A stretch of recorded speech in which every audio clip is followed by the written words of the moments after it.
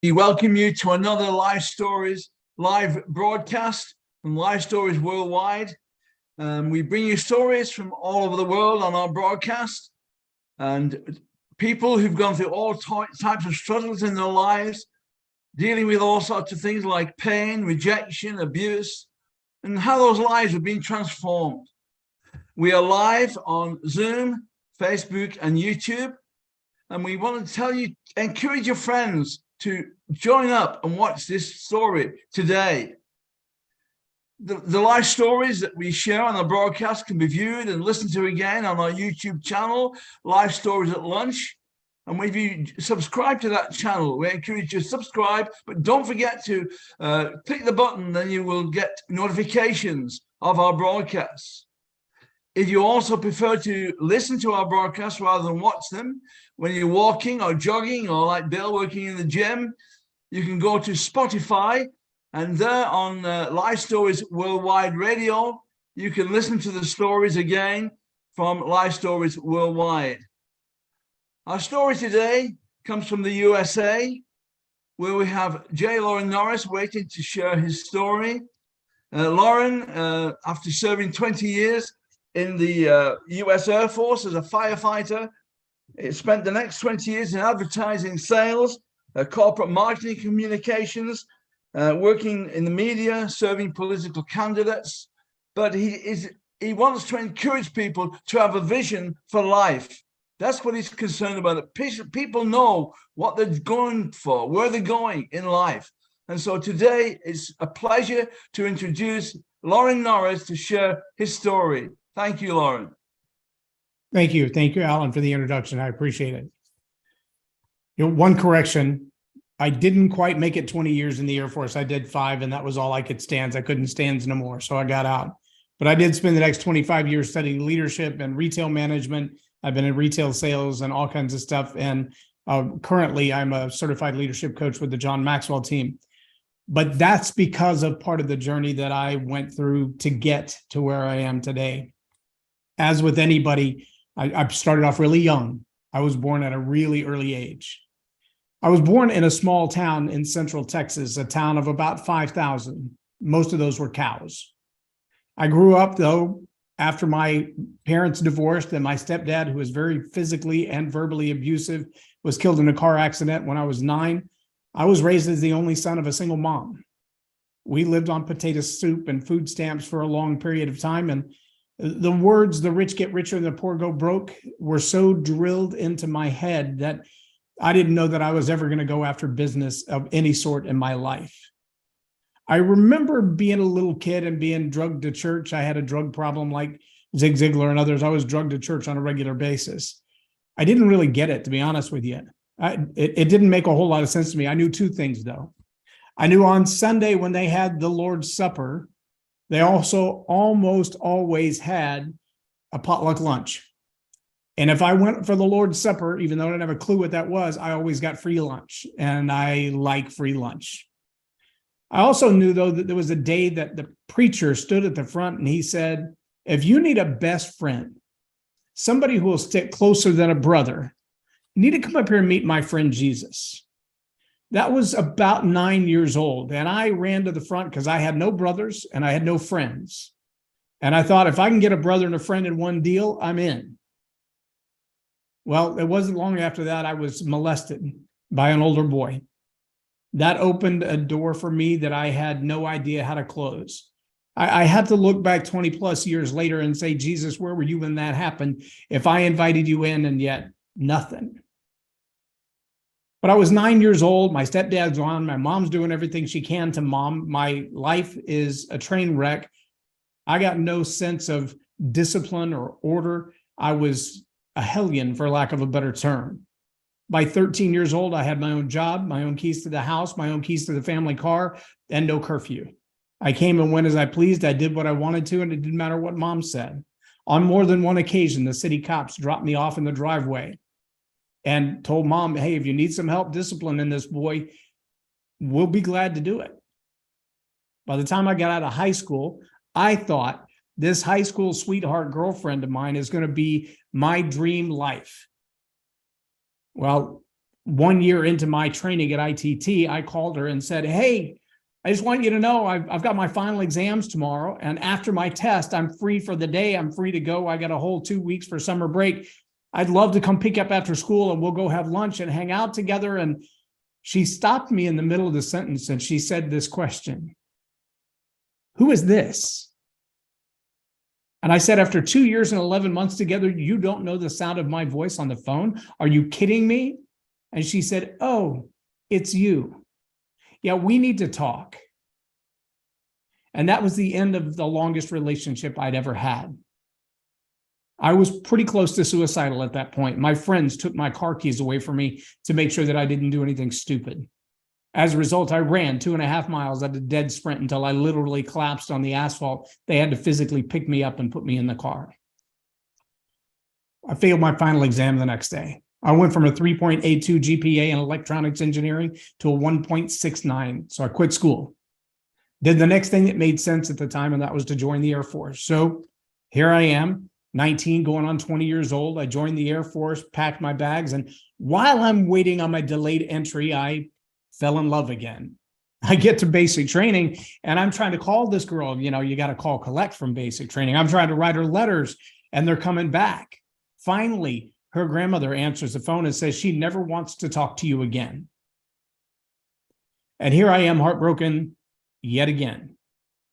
I felt like there was nobody in my life that was actually going to stand by me no matter what.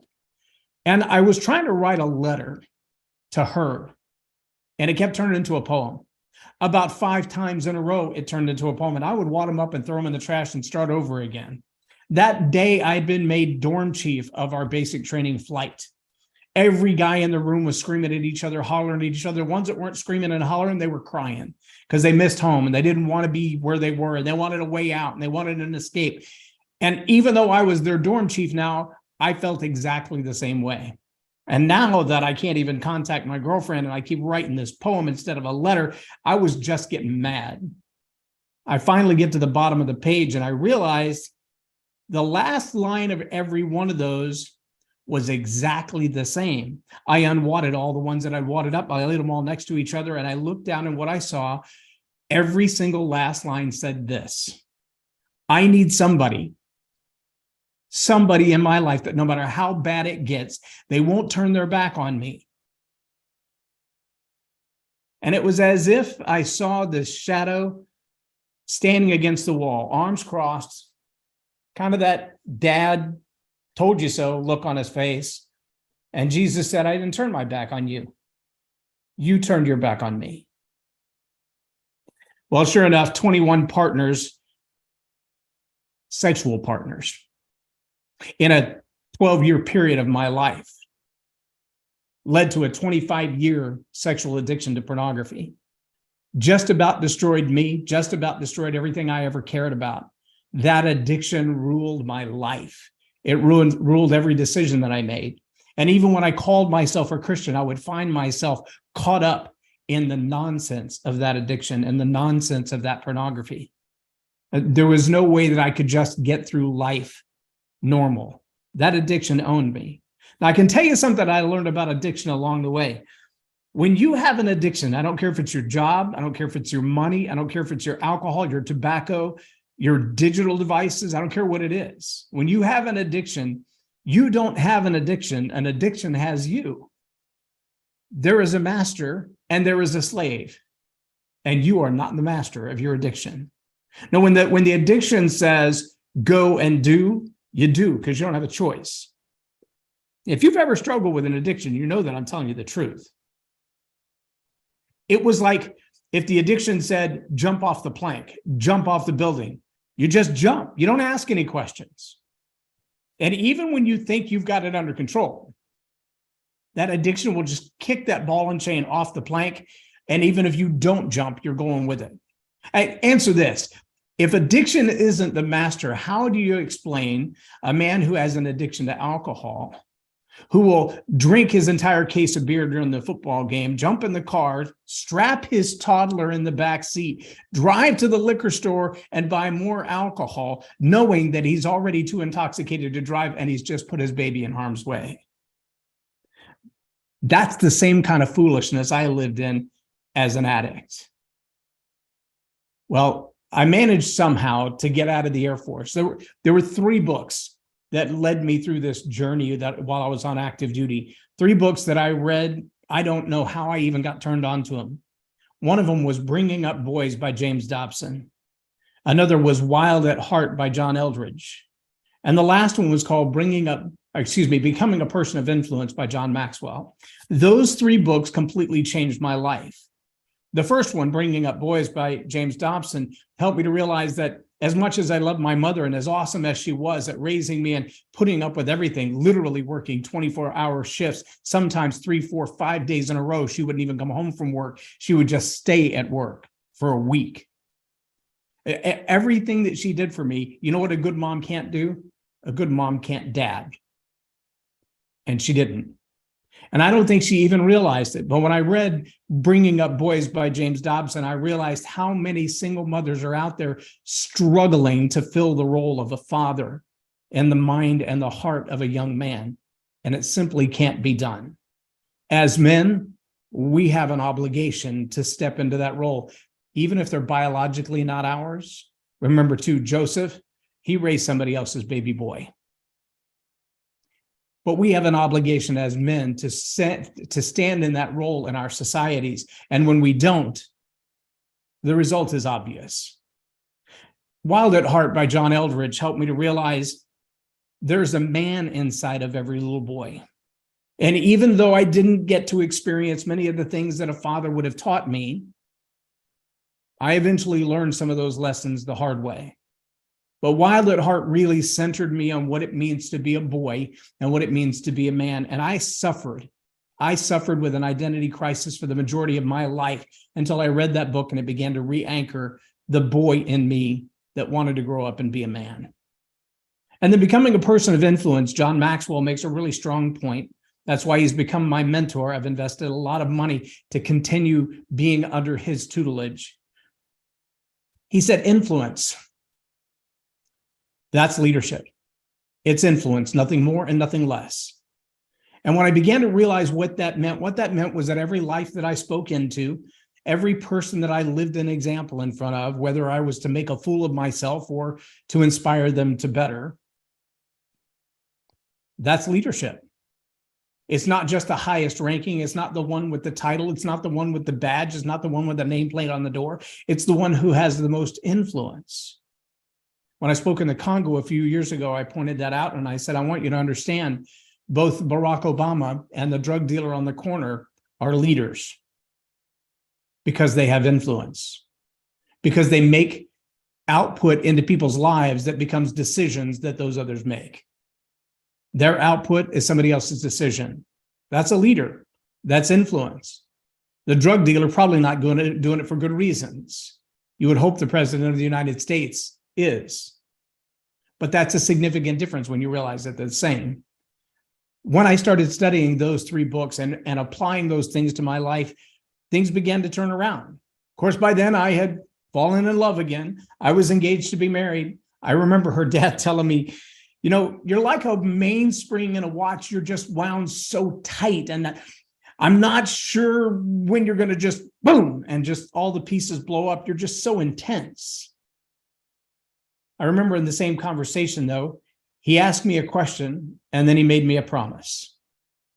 The promise was, if you'll wait to marry my daughter until after you get to your new duty assignment, which was Lakenheath, England, once you're there for a year and you're settled in and it looks like things are moving forward, if your relationship is still strong, then I will pay for everything. And I'm like, I can't afford for my family to fly to England to a wedding. He said, I'll pay for them to come too.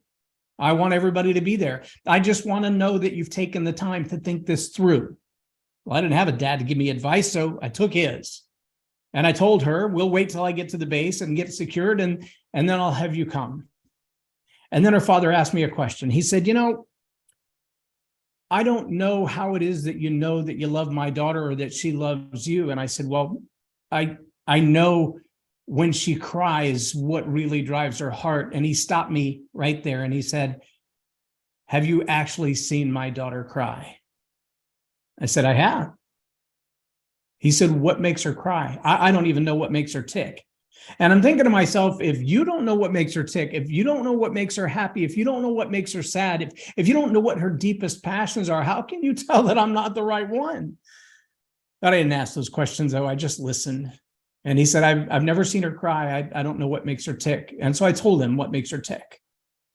Well, somehow his wisdom, it lasted. And I got to England, and after the first year, I felt really compelled that God was telling me, this is not the one for you. Not this is not the time, but this is not the one for you. And I called her and I told her that. And we broke up and we both cried. And we tried to put it back together. And it was like somebody just kept sticking nails in our inner tube. It just kept going flat. We tried so hard to restore our relationship. We just couldn't. There was nothing wrong with it. That was the hard part. It just wasn't meant to be. And that was the harder part. She walked away and I walked away, and we went our separate ways. And it was hard. I got out of the Air Force, got to my first home assignment out of the military, which was where my granddad lived in East Texas. I took a job as a youth pastor. That was a mess. I was still addicted, and I was living out the addiction, not what I was called to. After the 21st sexual encounter with someone I wasn't married to, I cried my eyes out. I remember going back to my roommate's apartment, and I wrote on the back of a note, how many times can the runner run in the race and fall down before it's just over? And here was the picture in my mind. I was standing at a friend's house in Mildenhall, England, when we were watching the 92 Olympics and those runners going around the track, and the fastest runner, he had easily a curve and a straightaway on everybody. But as he came into turn 3, he came up gimp in his left hamstring. He drug himself to turn 4, and just at the beginning of the straightaway, he collapsed on the track.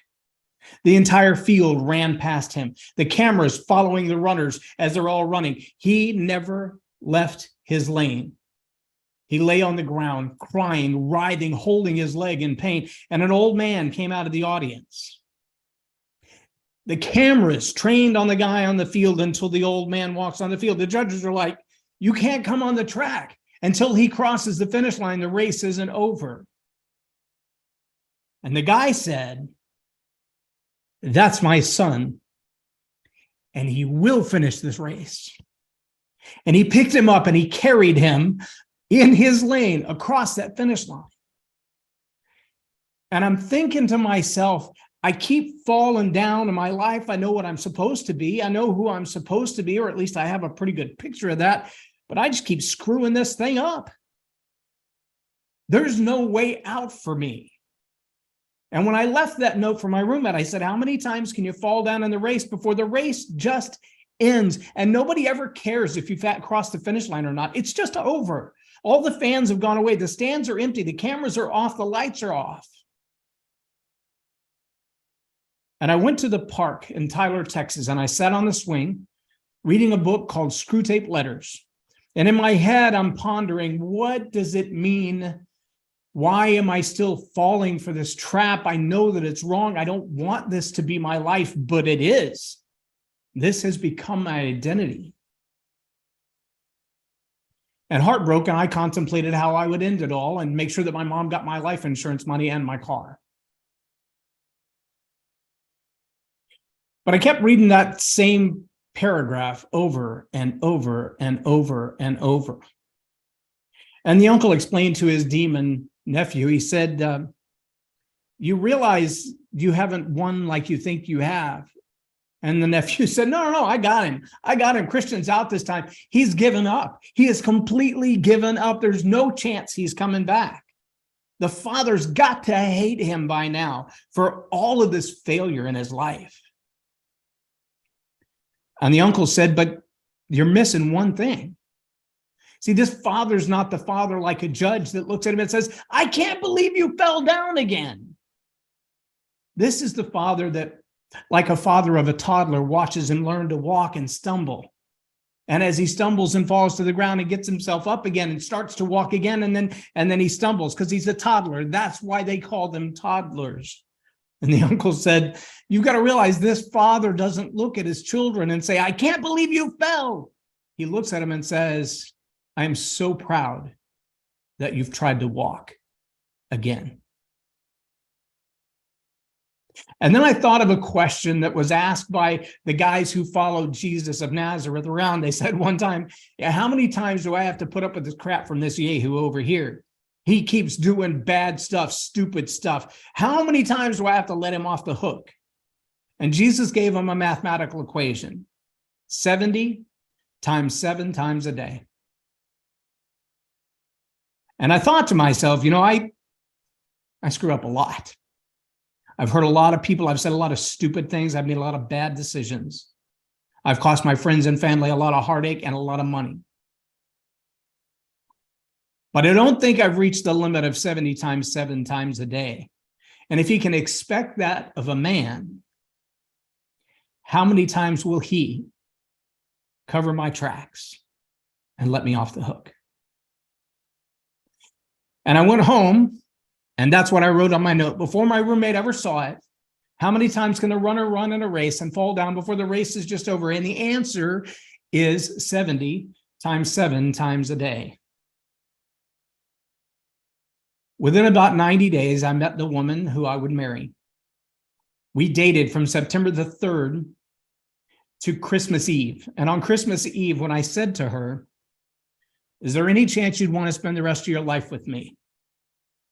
That was my proposal. Yeah, sad, embarrassing, I know. I wasn't even down on my knee. I didn't have a wedding ring yet. I had nothing. We were laying on the couch, cuddling, watching a movie. And I said, would you spend the rest of your life with me? And she said, what took you so long to ask?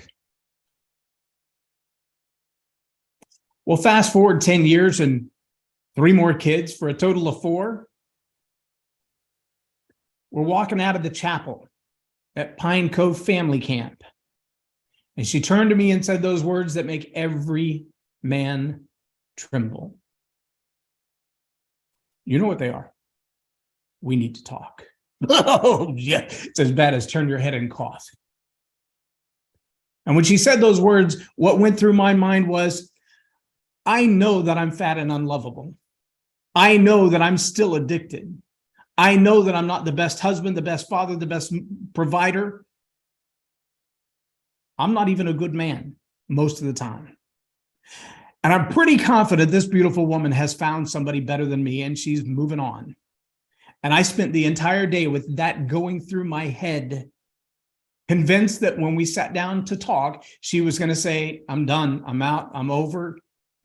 I can't do this anymore, I'm gone. I didn't know if I wanted to be sick and throw up or just be angry.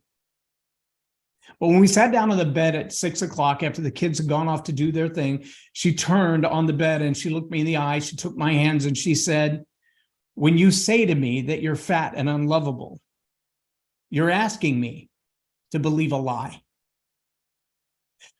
I know everything that you've done, and I have forgiven you for everything you've ever done. I know God sent you to be a gift to me, and I need you to see you the way I do. I love you just the way you are. Now, those words not only saved our relationship, they probably saved my life, because if she'd said, I'm done, I'm out, it's over, I don't think I'd have made it home. I've been too close too many times already at that point. What I thought I was living for would have been gone at that moment. It would have been over. I'm proud to say that was over 18 years ago. 4 kids, 10 that call us Lolly and Poppy, and 28 years of marriage. It'll be 29 in September. And all of it changed because she changed the story in my head. Now, the funnier thing is to listen to her tell that story, because she said, for the first 10 years, I prayed, God, change him, God, change him, God, change him. And God said, I'm not trying to change him, honey. I'm trying to change you. But she refused to give up on me, just like he did. And the power of her determination, I call her Catitude. You ever try to put a cat in the dryer? You know how it holds on to everything? I told her one time, get the F out of my truck. And she would not leave. In fact, very calmly, she just looked straight forward and said, no. That was it. That cat just sunk her claws in, and she held on until my transformation was complete. Now, I have 2 grown boys now in their 20s, and I put a whole lot more effort into having a relationship with them to ensure that they grow up to be solid men, good fathers, good husbands. Trust me, that is no easy task. That is no easy assignment. I have a very elaborate library, and I challenge them constantly to read it, to have conversations with me, to meet people like my friend Doug Raines, to spend time with people like that. It's a hard task being a dad.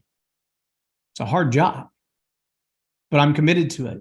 I remember it's 2016, the Christmas of 2016. We had just taken a job at a broadcast television network and moved into a big house, 7 bedrooms, 3.5 baths. All of the kids and grandkids and their significant others came over for that one Christmas.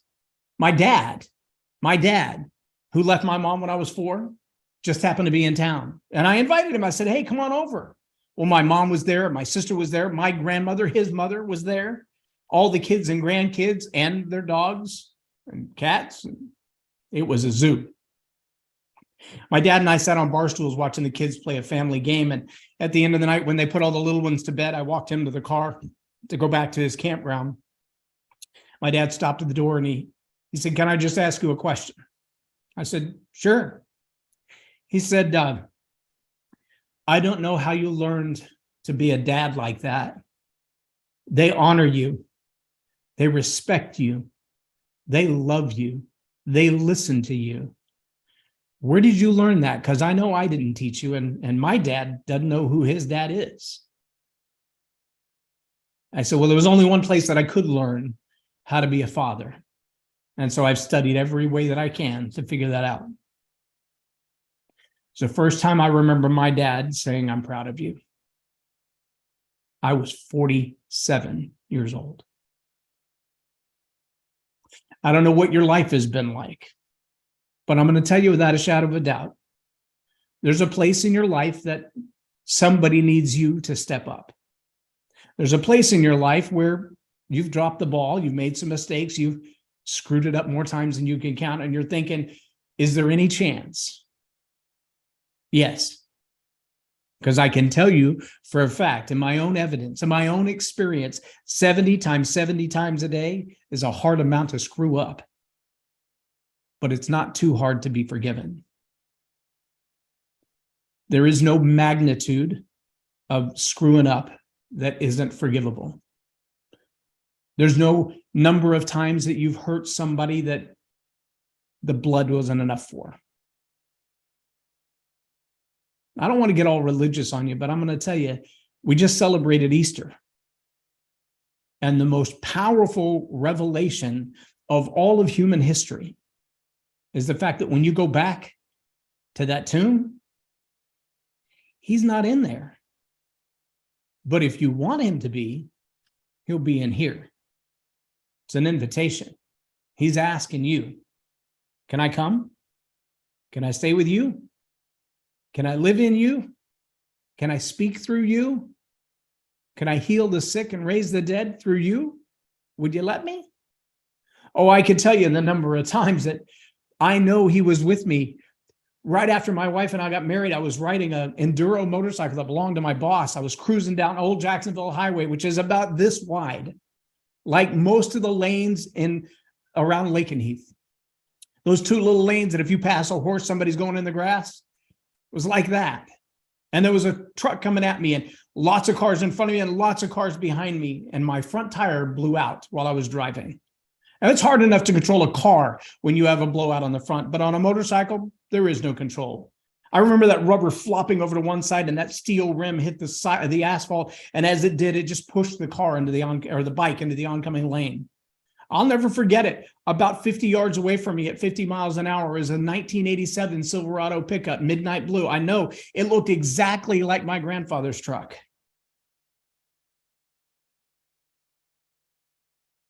I never hit the truck. I never hit the ground.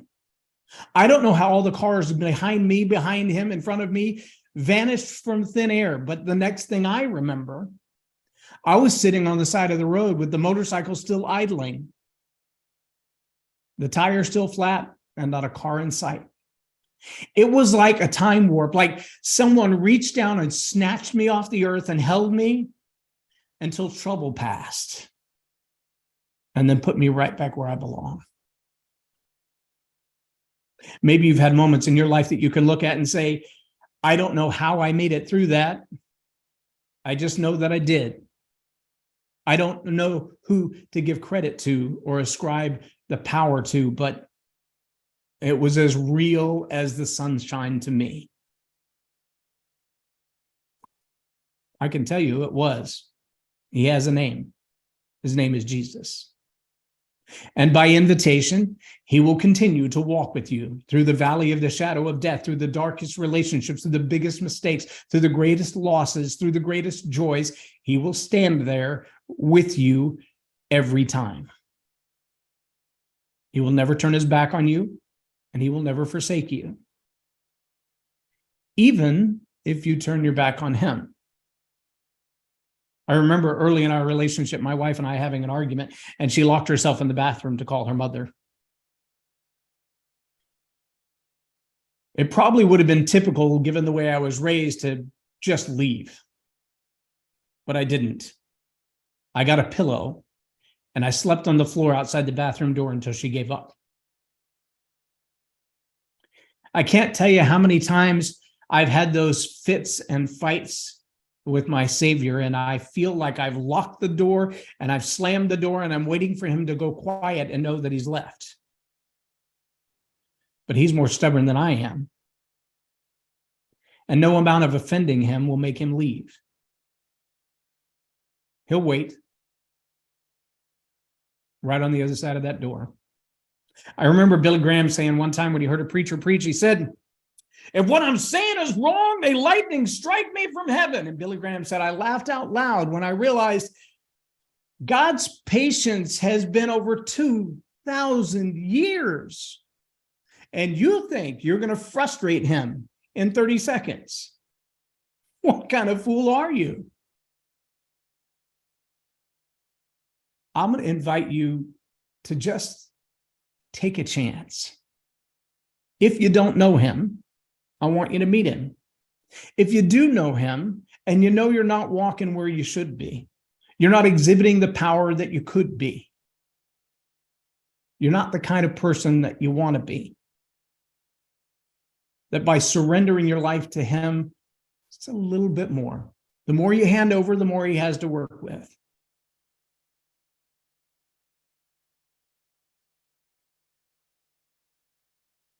That amount of time, that amount of relationship, it's all for you. It's all about you. He didn't pay the price because he was bored.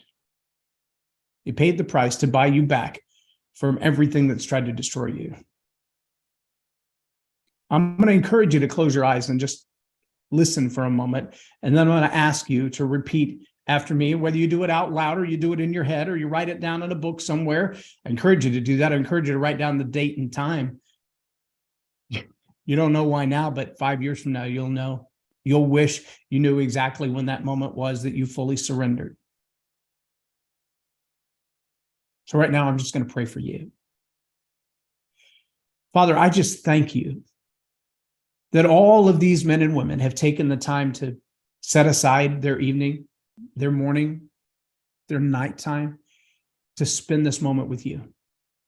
I thank you that you know every circumstance, every bad decision, every broken heart, every hurtful situation that they've been placed in, everyone who's abused them, abandoned them, neglected them, and your heart is broken for them. I thank you that your compassion, just like your mercy, it's new every morning and it's never ending. And Father, I thank you that you can reach right into their world, right where they are, anywhere on this globe, and speak life to draw them into eternity because you've already paid the price for every mistake they've made and every harm that's ever been done to them. Now I'm just going to ask you to repeat these words with me. Father God, I know that I am a sinner. And I thank you that you sent your son, Jesus Christ, to pay the price for my mistakes. I thank you that you reached out to reconcile us. I thank you for your undeniable and undying love for me. I ask you to come into my heart, to be the Lord of my life, to fill me with your wisdom, to fill me with your Holy Spirit, to give me the power of eternal life and the power over sin. And I thank you because I know no one has the power to do that. You promised that if I will confess with my tongue that Jesus is Lord and believe in my heart that God raised him from the dead, that I will be saved and I will be yours. And I thank you for that right now in Jesus' name. Amen. Thank you, Loren. Alan, I'll turn it back over to you. Thank you so much. Thank you for sharing such a wonderful story and for making it so clear how people can have that relationship with the living Lord Jesus. If you prayed that prayer after Loren, you really meant that, you were really sincere, please let us know. Contact us on our phone line, +44 794 355 0287. Or go to our website, lifestoriesworldwide.com. There you will find the salvation prayer link. We ask you to click on that link.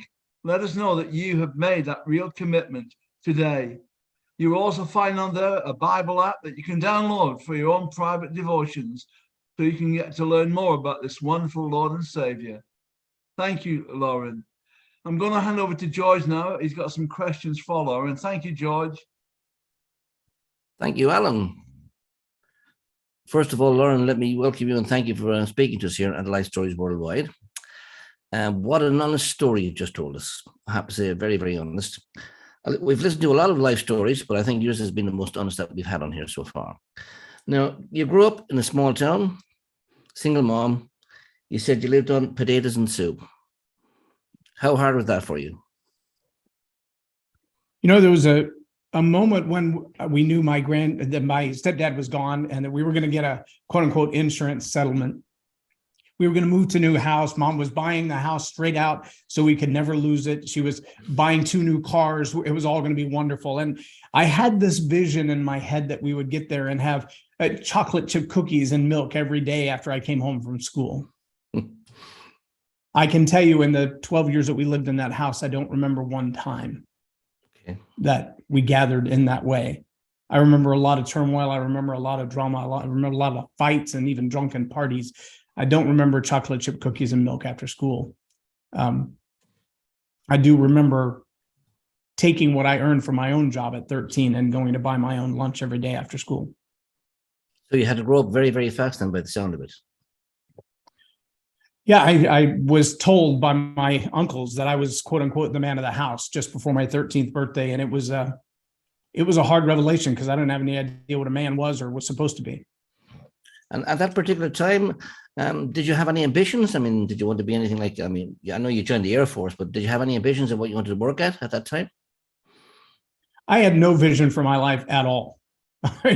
None whatsoever. I think it was right after I read those 3 books that I first began to say, in fact, I remember telling the Air Force counselor when I got out, I want to grow up and be the next James Dobson. And she looked at me like I had 4 heads and said, I don't know who this James Dobson is. What does he do? Who is he? I said, okay, I want to travel around the world writing books and speaking to people to help save families. Mm-hmm. And she said, well, have you ever written anything? So I gave her a piece that I'd written. She read it, put it down, and walked out of the room.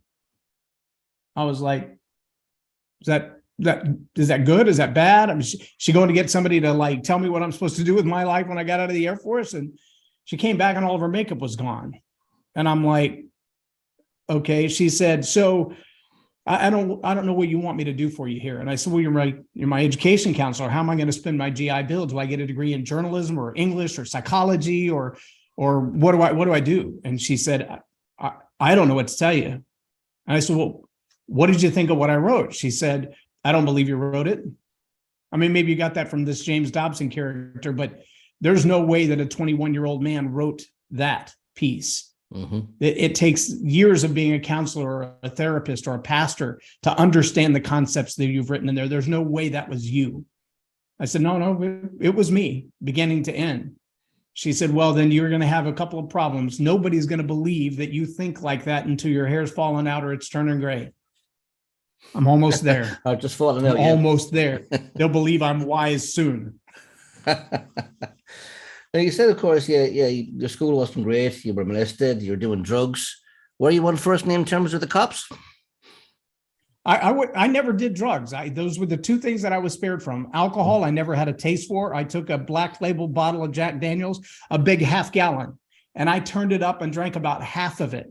I didn't get a buzz. I didn't get drunk. Didn't even burn my throat. It was like bad iced tea.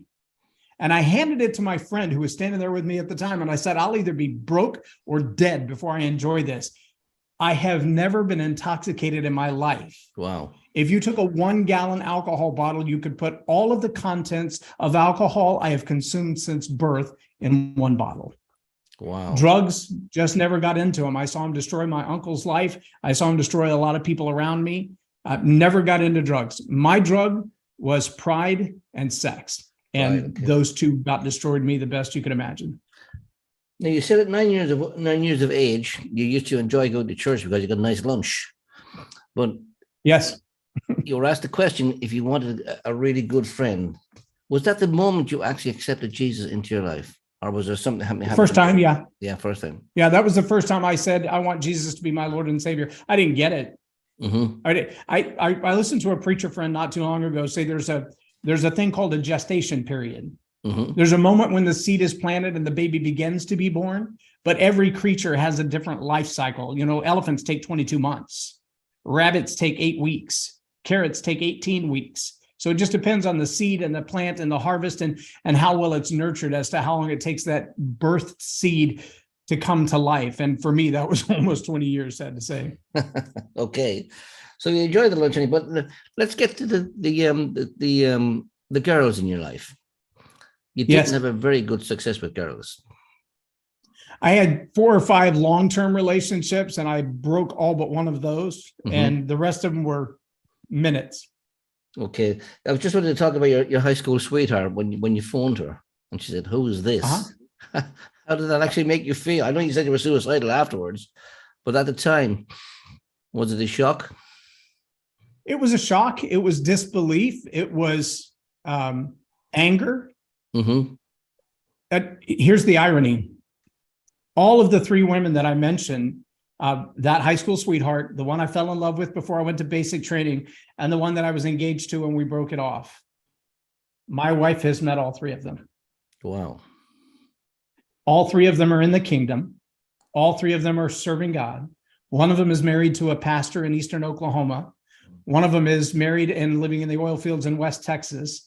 And the other one, I'm not sure exactly what she does, but she was the first one. She got a hold of my first book somehow. And when she read that story, she sent me a long Facebook message and said, "It breaks my heart to know that I nearly ended your life." That wasn't my intent. It was just to end our relationship. But this year is 30 years. She's been married to the man she left me for. Wow. So I'm excited and proud for her. And I see her pictures on Facebook all the time, and I just praise God for her. You mentioned your first book there. What was your first book called? How to Influence Girls in Money's Lesson? How to Screw Up Any Relationship in 5 Minutes or Less. I should write that one because I got that nailed. No, my first book was called Live a More Excellent Life. And the book is 13 stories, just like the ones that I've told you today, and the lessons that I learned along in that process. I call it the book for people who are starting out and starting over because they talk about vision. You asked if I had a vision for my life. I really didn't have a clue, but I do know that I remember walking in while I was still in the Air Force and finding my mother scrubbing the urinals in our middle school. And I said, "Mom, let's go to dinner." And she's like, I got to finish this bathroom in the West Wing, and then we can go. And I said, "Well, why are you doing this?" And she said, "Well, this is my job." I said, "I know it's your job, but why is this your job?" And she looked at me kind of angry, and she said, "You know, I dropped out of high school. This is the best I'll ever do." And I said, no, Mom, I just got my first promotion in the Air Force. And my sister was valedictorian from high school. She's in the top of her class at Baylor University. There's no way we come from this kind of stock that a janitor is the best you'll ever do. Well, that really ticked her off. The Air Force sent me to Honduras. And while I was there, I got a call from my aunt. She said, your mom was really upset about that story. Now, let me tell you something. In all of my life, this is the only phone call I ever got at work from my aunt to tell me that my mother was really upset about that conversation. And I'm waiting for her to tell me, your mom is stressed out. She's had a heart attack. She's in the hospital and I'm 2,000 miles away. There's nothing I can do about it. But what she said was, we talked about it. We decided to go back and get our GEDs. And I was like, yes, she's finally going to get her GED. And she said, but Mr. Barton wouldn't let her have her GED. I'm like, what do you mean he wouldn't let her have it? She said, well, her scores were so high. They told her that if you'll just hold on a little bit longer, you can get your high school diploma. Wow. And then Mr. Barton came back and said, get your diploma.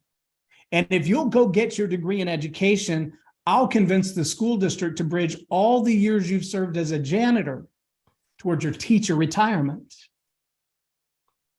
And she retired at 65 years old after teaching for almost 20 years. Her specialty, those kids that had given up on school, either they'd been kicked out for truancy or drugs or discipline problems, and they would come back to the Challenger High School and she would help them graduate. One of those girls was a drug addict, got pregnant. Parents ended up splitting up. One's in jail, one is dead. And the little girl comes back at 17 with a baby in tow and says, I want to graduate. And they said, we wrote you off 2 years ago. She said, but I'm not 18 and I want to graduate. And they're like, we don't have a place for you. My mother said, I got plenty of room. I got a giant room. You can put a bassinet in the corner, but let that baby graduate. She's the director of nursing in Georgetown. Wow. So for what I have for a vision to write books and influence lives, story power is the primary way that I do that. And I help people realize whether it's the story, I dropped out of school, this is the best I'll ever do. Or I'm fat and unlovable and nobody's going to want me. Or I've screwed up so many times, everybody's going to give up on me. That story will destroy you. But I can help you rewrite that story and give you the power to transform other people's lives. Well, to quote yourself, that's influence definitely is leadership from what you did for your mother there, how the conversation completely turned her life around and what she's done after. So, yeah, well done, that man. Now let's talk about the Air Force. He said, how old were you when you went to the Air Force? I went in at 20 and Right. I came out just before I was 25. You said you hated Went in it. 88 and came out in 93. You said you absolutely hated it. What was wrong with it? Oh, no, I love the Air Force. The only thing that I didn't like about the Air Force, I was a firefighter, but on active duty, the only fire I ever fought was one that we set. So there wasn't a whole lot of action in that, but there was a whole lot of training and a whole lot of education and a chance to travel around the world. But when I got out was when policies began to change and the don't ask, don't tell policy was removed. And it was right after Desert Storm and just before the rest of the world started falling apart, so to speak, in the early 90s. Okay, well, and you said, of course, at that particular time you became addicted to pornography. How did that start? You know, the really sad part is it's hard even to say that it was just pornography, because when I was introduced at 9 years old to sexuality, there's no way my brain could comprehend that. I know enough now from the studies and research that I've done, but I can also tell you from my own experience, the rush of endorphins and the chemical responses in the brain and in the body, it was like chocolate. It was like coffee to a 2-year-old. There is no cognitive ability to process what that sense of emotion and the chemistry in your body is doing. And so for me, it was just the high.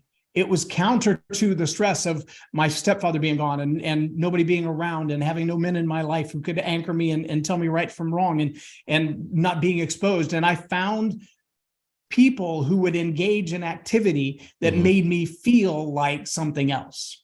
It was euphoric.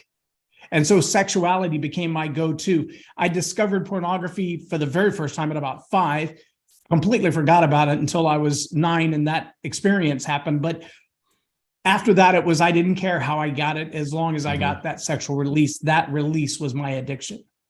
You said at times, of course, even you fell back at several times. You said, but how did you deal with that, finally deal with it, or has it been dealt with finally? You know, my third book is called The 5 Battle Strategies of a Victorious Warrior.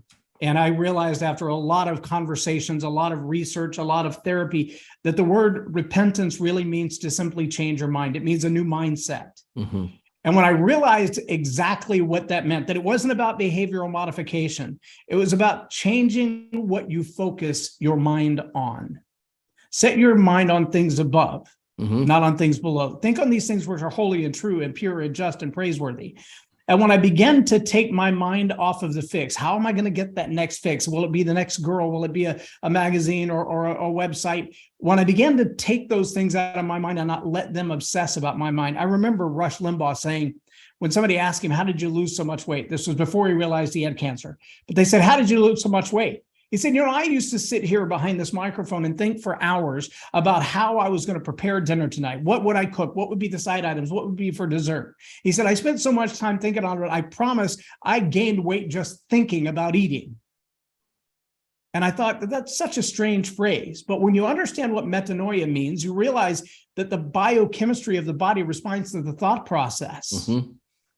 Sometimes before anything actually happens. He said, when I hired a chef and I alleviated from my daily mental process thinking about cooking and eating, I literally show up at the table, I put nutrients in my body, and I go on with my day. And all of my thinking about food takes as long as it takes for the fork to get to my face.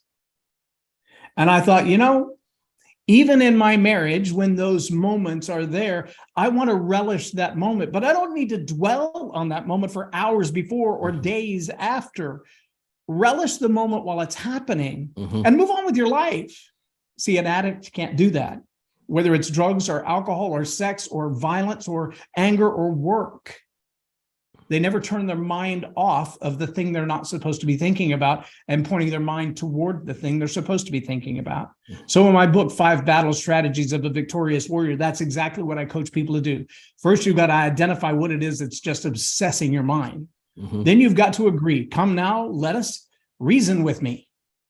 And you've got to be willing to say, okay, you're right. That's not just a bad idea. That's sin. I'm a master. I'm a slave. That's the master. And I got to break this. And then you change your mind and you focus on something else. And every time that thought pops in, take that thought captive, beat it into submission and replace that with a new thought. And then you've got to choose to not remember how good sin was. I had a guy right here in the studio in an interview not too long ago, an NFL player, not Mike Kislak, a guy by the name of Mondo Davis. And Mondo said, look, if you're sinning and you're not having fun, you're doing it wrong.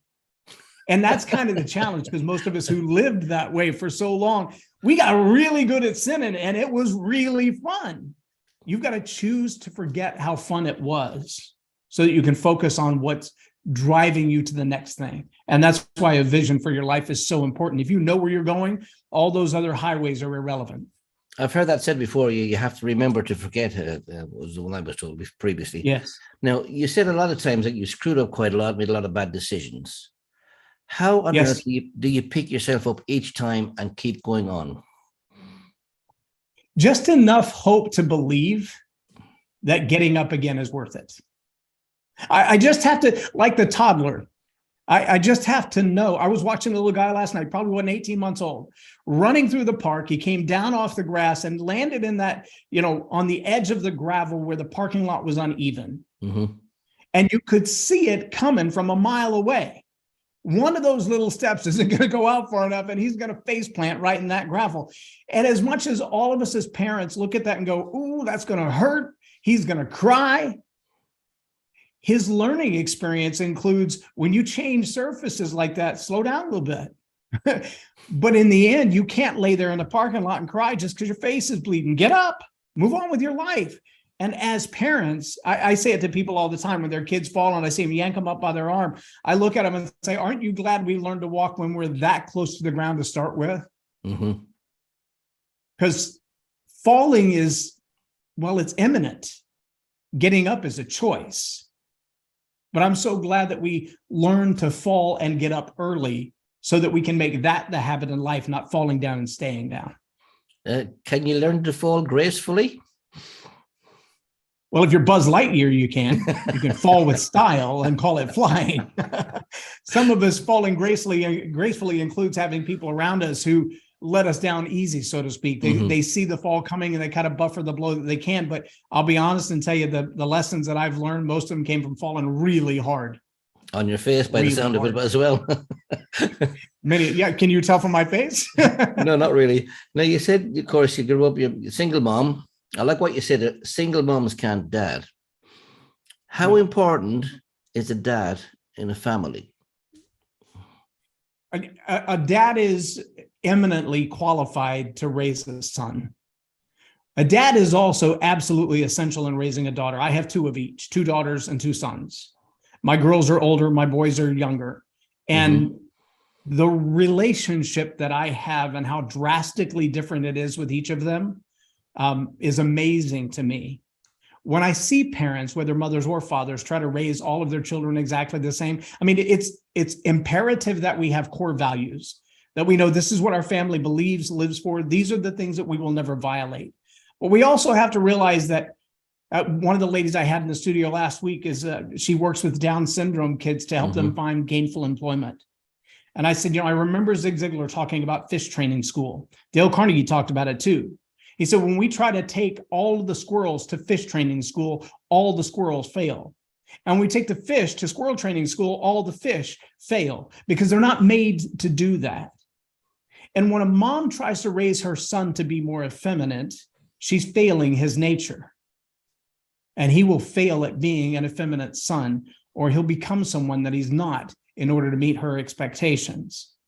On the other hand, a dad can raise a son to be a man, to teach him what it means to be responsible, to teach him what it means to be self-sufficient, to teach him to meet what it means to be accountable for the decisions that you've made and the mistakes that you've made. Not saying that a mom can't do that. We just don't think the same. My son, I remember sitting in my recliner and I kept hearing this thud against the wall. I'm thinking, what is that noise? First, I thought it was a sonic boom. And I get up and I'm looking all over the house and I'm not finding what's causing it. The washer's not out of balance. There's no ceiling fan falling. I don't get it. So I sit back down in my recliner and I hear that thud again. Finally, I get up and make my way around the corner. I open the bedroom door and here's my 2 boys. One of them sitting in the floor in his tidy whities, laughing so hard on a pile of pillows he's about to wet himself. The other one is on the top bunk in nothing but his drawers and a football helmet. And I said, boy, what are you doing? And he looks at me and he goes, watch this, Dad. Bam, there's that thud as the top bunk slams against the wall. And like starting blocks, he leaps off the top bunk toward the ceiling fan. He falls to the floor next to his brother. They're both laughing. And I looked at him and I said, boy, you're going to hit your head on the ceiling fan. He said, I know, Dad, that's what I'm trying to do. That's why I have the helmet on. Okay, Mom would have never let him jump. She would have snatched him off the bed and lit up his backside and put him back in bed. I'm looking at him thinking, I can correct him. I can try to stop him, or I can let the boy learn a lesson. At least he's got a helmet on. But see, moms and dads look at that differently. So when I came back to the chair after taking the helmet away, my wife looked at me. She goes, what was that all about? And I put the helmet on the table between us and I said, another lesson learned. And I was laughing hysterically and she didn't get it. That's the difference between men and women, between fathers and mothers. It's the way we perceive the world. And I know what it took for me to learn that lesson. I jumped off a curb on my bicycle without tightening the front wheel after I put a new tire on. I still got a broken tooth from that. It shattered it right off at the gum because I landed flat on my face. Guess what my boys will never do? They will never fall off a bicycle with the front wheel loose because I will be there to make sure they tighten it because I have a story to tell to remind them this is what happens when you don't do that right. I think that difference is so critical, but I also think the relationship that fathers have with their sons and that fathers have with their God is a demonstrable relationship, and it's hard for moms to have that same kind of relationship as well. Yeah, that was really an excellent story about his son, okay? I've got 2 daughters, so I have never had that experience with the sons. I have to do what I'm told by the girls. Now, of course, yes. It took a long time, but when your dad did come back eventually and asked you the question, how did you learn to parent like that? How did that make you feel? It was a double-sided tension for a couple of reasons. Number one, because I felt proud that he was able to witness that I wasn't just talking fatherhood, I was living it. Well, I was also torn with the fact that he said, I want to have more Christmases like this. I want to spend more time watching you and your kids grow up. I don't even know my grandkids. I'm sad to say that was the Christmas of 2016. We've had no more Christmases together. In 2021, I won the President's Lifetime Achievement Award, and my father couldn't be bothered to come. Oh. So it's bittersweet. I'm glad to know that he acknowledges that I've accomplished something in the way of fatherhood, but sad that he's not willing to participate in any of the other aspects of life. Mm-hmm. And what about your mom? Did you have a good relationship with your mom from the beginning? Mom and I have always been like two peas in a pod, but I think from the time that my stepdad died until my mom began to suffer after having a stroke, not having the memory to even know my name. She went from a Mensa level teacher who could solve algebra problems without a pencil to not remembering my name. Wow. And that all happened in about a year's time. But up until that point, we were very, very close. We've always had that relationship. She's always looked at me like a little man because I've always been so independent and trying to figure things out on my own, not taking no for an answer and not being pushed to the side. I've always fought for my space. You've come good. Now, you also told us the story about the boy running the race and he fell over, and yes, this guy came out of it. Were you that little boy? No, that was the 1992 Olympics. You can go back and look at it. No, I meant to say, were you alluding to the fact that, like, in your life? Oh, yes. Yeah. Well, so both, I was the little boy. I fell many times, wondering how many times I could fall before the race would be over. But I've also, even in my book, I tell that story in the book, and I say, I want to be the father like that. That when my children fail, they know they don't have to hide from me. They don't have to lie to me. They don't have to keep secrets from me. They can trust me to go, Dad, I've fallen and I need some help getting up. And I don't even know what to do next. My oldest son got married in April of 22. And by May of 22, she was gone. Wow. Turned out later, we found out she was a witch. Literally, she preferred her Wiccan faith over ours. And that was the crux of the break in the relationship. But I was able to continually have conversation with my son and say, here's some books you need to read. Let's start first with us making you a better man who's more spiritually aware and observant of things like this. And then number two, let's read some books so that you'll know what the right woman is when she comes along. You'll know what you're looking for. It's hard sometimes when you're picking a watermelon to know which one is ripe and which one is not. It's harder. Very true. When you're picking a woman. Well, marriage is a very big decision, actually. And you finally met the woman for you, of course. And you know, 29 years married?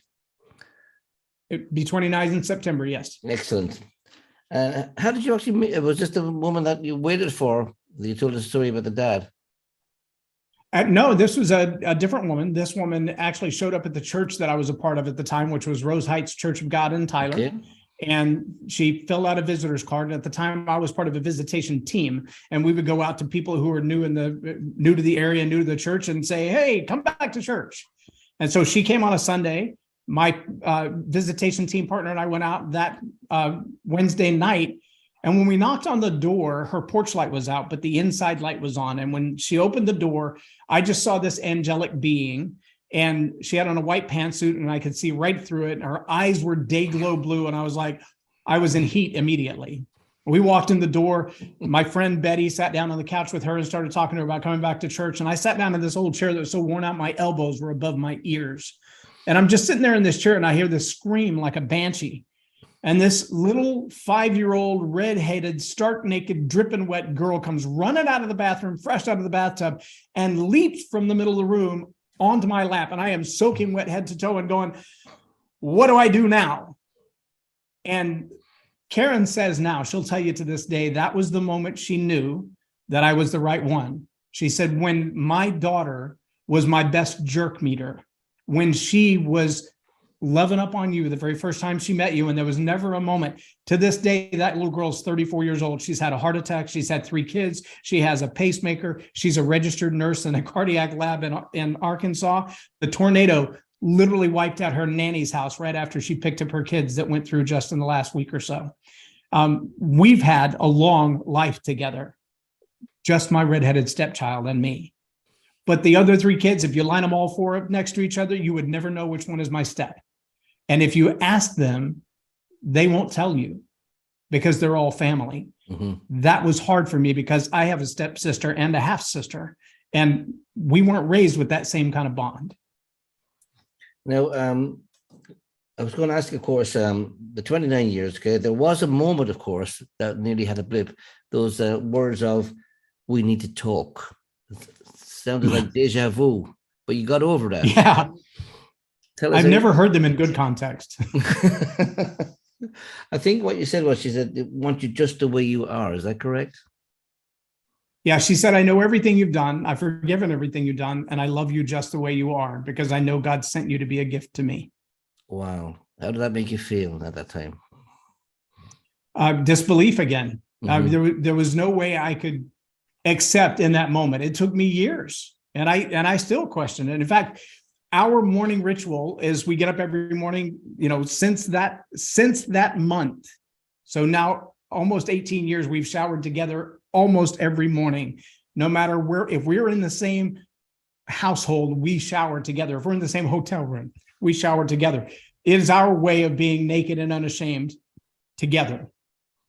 But I very seldom say, I love you. I always say, you love me.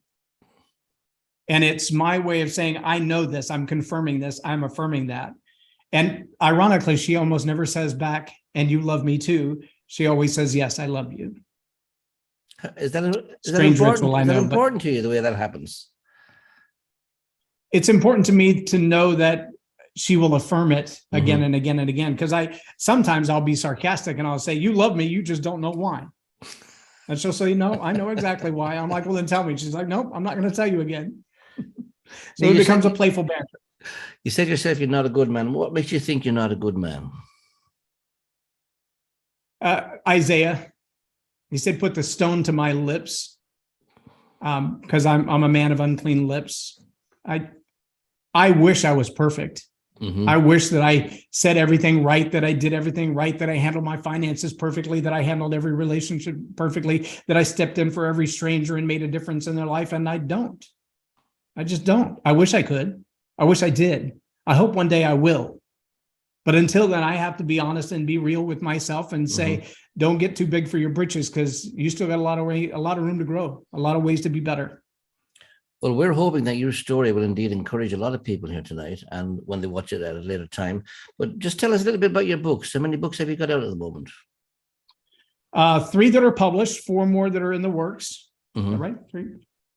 So Live a More Excellent Life is the one for those who are starting out and starting over. It's a collection of stories to teach life lessons that some people didn't learn. God at Work is a collection of the poetry and short stories that I wrote the entire time that I was in the Air Force. It's 465 pages of me going as a soldier through that journey to figure out what it means from, I don't even know my faith at all. I don't know anything about it. And it talks a lot about that relationship that I broke up with. She has a copy of the book. She's kind of laughed through some of those poems as well. And then all the way through to when I got out of the Air Force. So about 2.5 years, about 465 pages of writing. And then the 5 battle strategies of a victorious warrior. That one's done and published and out there as well. That's about overcoming addiction. That one's also a complete online class. My wife and I do 10-week workshops for churches for that as well.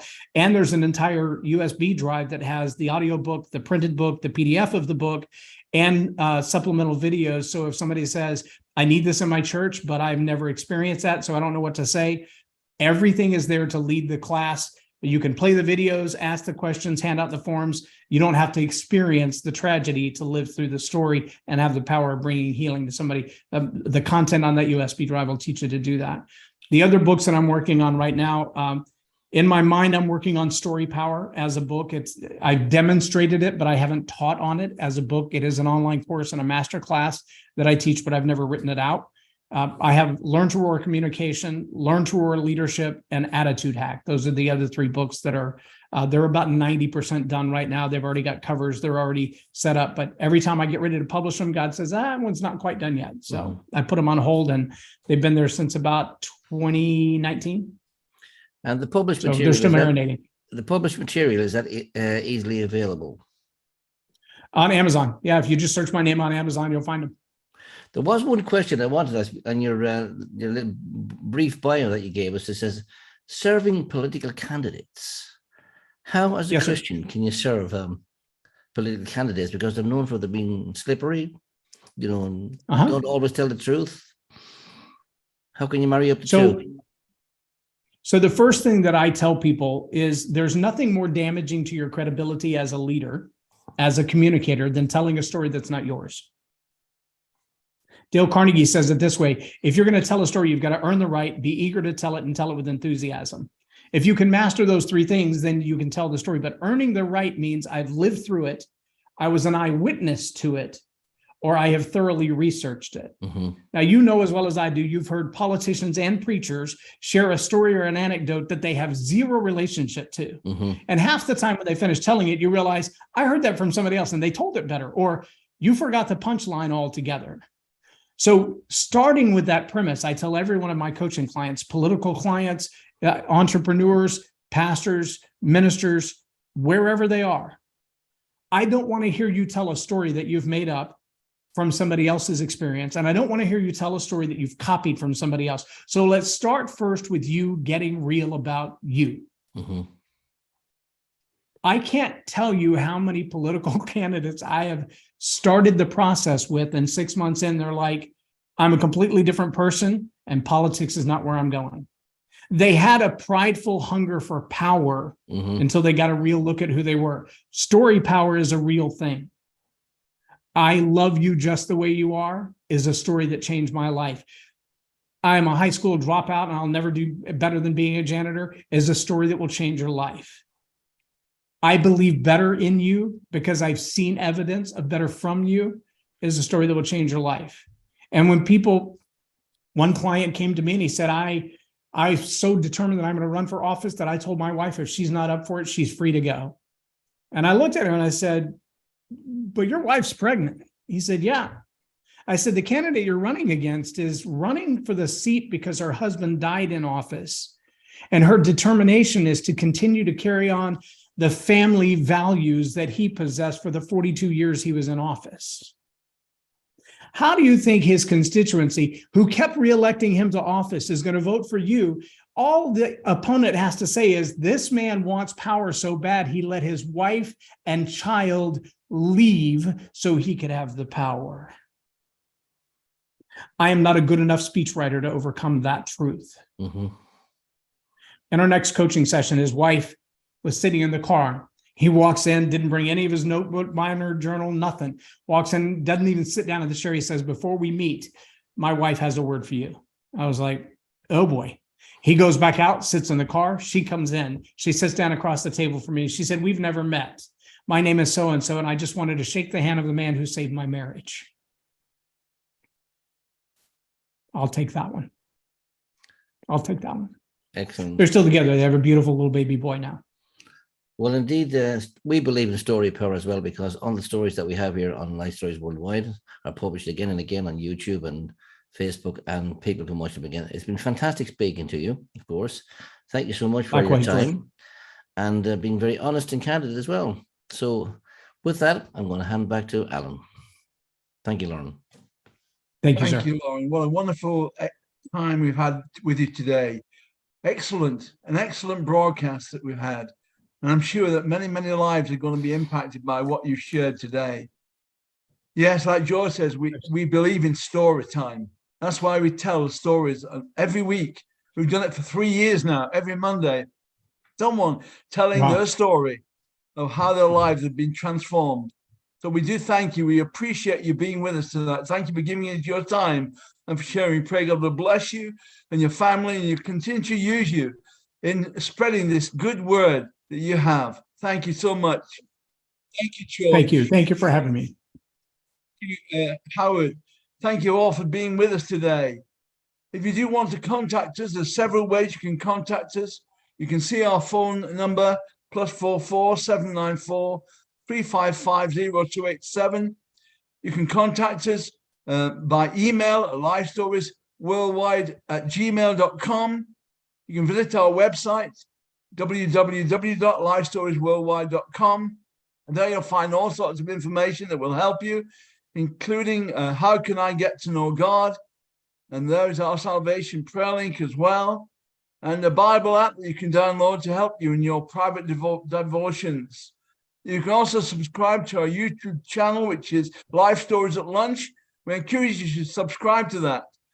And don't forget to click the bell so we can notify you when we're live on that. You can also message us on Facebook at any time. So we do thank you for being with us today. And I encourage you to join us again next Monday at 8 o'clock UK time for another life story, another story. Next week, we have a husband and wife team who are going to be sharing. Michael Davis and Shalmia Davis from Birmingham in the UK. Michael is a musician and a songwriter, and Shalmir is an author and social worker. Michael joined the renowned gospel group, the Majestic Singers, in his late teens, and that contributed to him significantly in his development as a pianist, traveling all over the UK, performing at the Royal Albert Hall and Greenbelt. And Shalmir is from a Caribbean background, and after many years working as a qualified social worker, she decided to explore a passion for writing, creative writing. So next week, a wonderful story coming from a couple, Michael and Shalmia Davis. Tell your friends to join us next week at 8 o'clock. So thank you again, all of you. May God bless you. May you know the peace of God which passes all human understanding. And may the joy of Jesus fill your hearts. God bless you all. Bye.